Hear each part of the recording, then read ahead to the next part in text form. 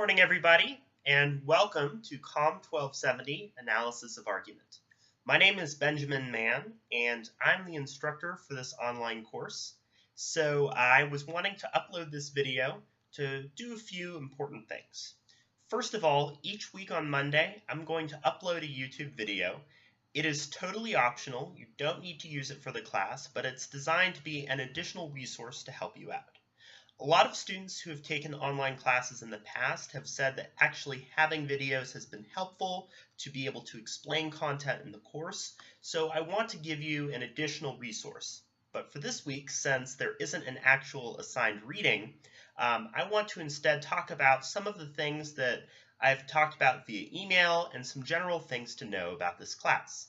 So first of all, COMM 1270 is a really cool class.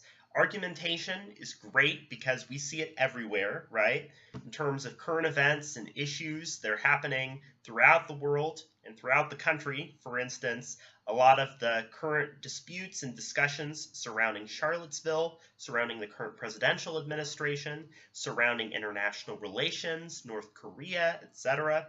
There are so many different issues and so many different sides and perspectives on these topics.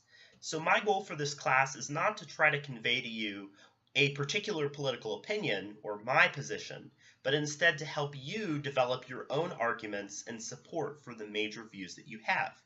You might notice over the course of the class too that maybe some of your own views and perspectives change a little bit, and that's okay. So the goal for this class is to really help you for building skills in argumentation, not only through understanding what an argument is and how it works, but also what makes effective arguments. How do you have good support for your key arguments and claims, etc. So we'll be doing that, and as you might have noticed in the syllabus as well as the assignment description, you'll start to develop a topic paper. So you'll choose a current events topic and then eventually develop an actual argumentative essay and then a refutation block where you're responding to and disputing the own central arguments that you made, allowing you to really think about both sides of an argument. Because if you really want to get good at developing an argument, knowing your enemy and knowing the positions that people will take against you is probably really helpful. So with that in mind, a couple key reminders. So as I've mentioned through email, there are two main things that you should be doing between now and this Friday at midnight. The first is the introductions. So there's a discussion thread where you have a prompt to just introduce yourself to the class. So feel free to do that. A lot of you have done so already, and comment on another student. The second one is the intro course activity that asks you to kind of lay out some thoughts on argumentation and give an article. A lot of you have already done that too, but it's a great way to start brainstorming and thinking about what you might like to do in this class and what sorts of papers you might end up wanting to develop. So just make sure to have those on the horizon. Also make sure that you're taking a look at the syllabus for the class. So if you haven't already, try to get that Ricci and Siller's book. It's the 8th edition of Argumentation and Critical Decision Making. I've linked some inexpensive copies that you can get digitally or actually ship. Additionally, I will post a free scan of the first chapter, so if it doesn't arrive by the next week of class, by week 2, then you can use that free digital copy of the first chapter. Unfortunately, I can't legally give you anything past the first chapter, but hopefully that's helpful for you as you're getting into the first set of readings for this class, the first chapter in the book. And that is under the course materials section on the files section of Canvas, and I've uploaded it to this announcement as well. So hopefully you can do that if you'd like a head start, but you don't need to read that chapter going into this Friday. Instead, it's just for next week if you'd like a head start. So some things to kind of know for the course. So if you've taken a look at the syllabus, you know that as an online class, we'll be using Canvas. Having a good stable internet connection and checking your email regularly is super important. My email address, the bmanteaching@gmail.com, is really the best way to get in touch with me. I try to respond within 24 hours at least, but usually I try to respond a lot sooner. Maybe because I don't have the most life in the world, I don't know. But you can definitely get in touch with me there. Additionally, I'll try to be available on Canvas between 5 and 6 on Mondays if you want to use the Canvas chat feature to talk to me live. Additionally, if you want to meet with me in person at the University of Utah, just send me an email and we can work out a time for that to happen too. So yeah, so that's some things to know there.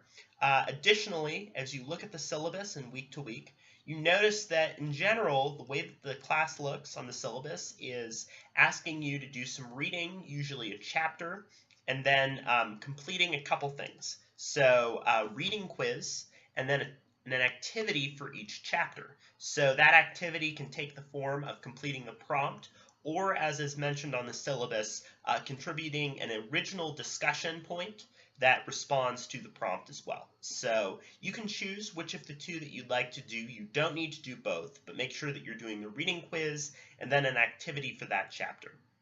You'll also notice that there's the argument diagram, topic paper, and essay, along with the refutation block as assignments, as well as a midterm and final exam. So those are through Canvas as well, and make sure that you're completing those by their due dates too.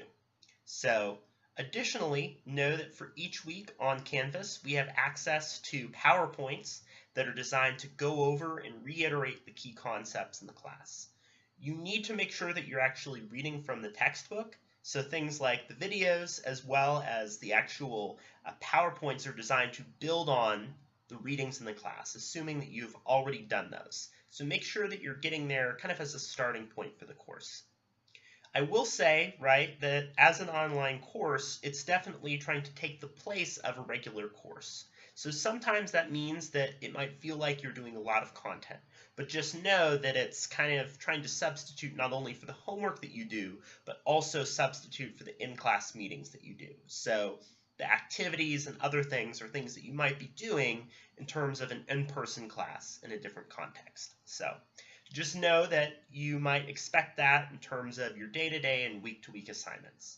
And really, doing well in the class is oftentimes a lot about coming in each week and really staying on board. As I like to tell students, right, it's a marathon, not a sprint. So rather than getting really excited and engaged in the first week or two and then kind of falling off the wagon, try to focus on, each week developing a plan for when you're going to do the readings and when you're going to complete the assignments. And if you start to do that, then you start to develop a really good record of good participation points and good scores so that you give yourself a bit of a cushion when you come into the exams as well. So the major assignments as well as the guidelines and due dates for those are on the syllabus, and I grade following the rubric on the assignment guidelines too. And then for the week assignments, as you likely see, I grade and I assign points based on the ways that you're answering and engaging with those prompts. So just know that that's how that'll lay out. I try to be really fair when it comes to grading and grade based on what's actually included in the assignment descriptions and all that. So hopefully that's pretty easy for you to follow. I don't have a whole lot else for this first week. I hope that you all are enjoying the first week of classes and other things that you're doing. Couple things I guess to know about me. I'm a PhD student at the University of Utah. I've taught analysis of argument a lot, as well as a few other classes, and I'm teaching communication and social responsibility as an in-person class in the spring. So some of the work that I'm really interested in is related to critical approaches to gender as well as disability.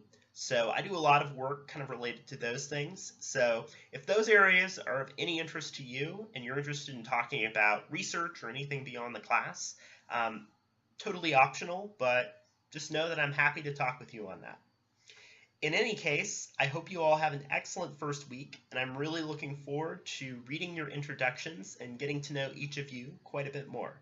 So I hope you all have a good time, and I hope you all really enjoy this class. Feel free to email me and get in touch if you have any questions or any concerns throughout the semester. Thanks.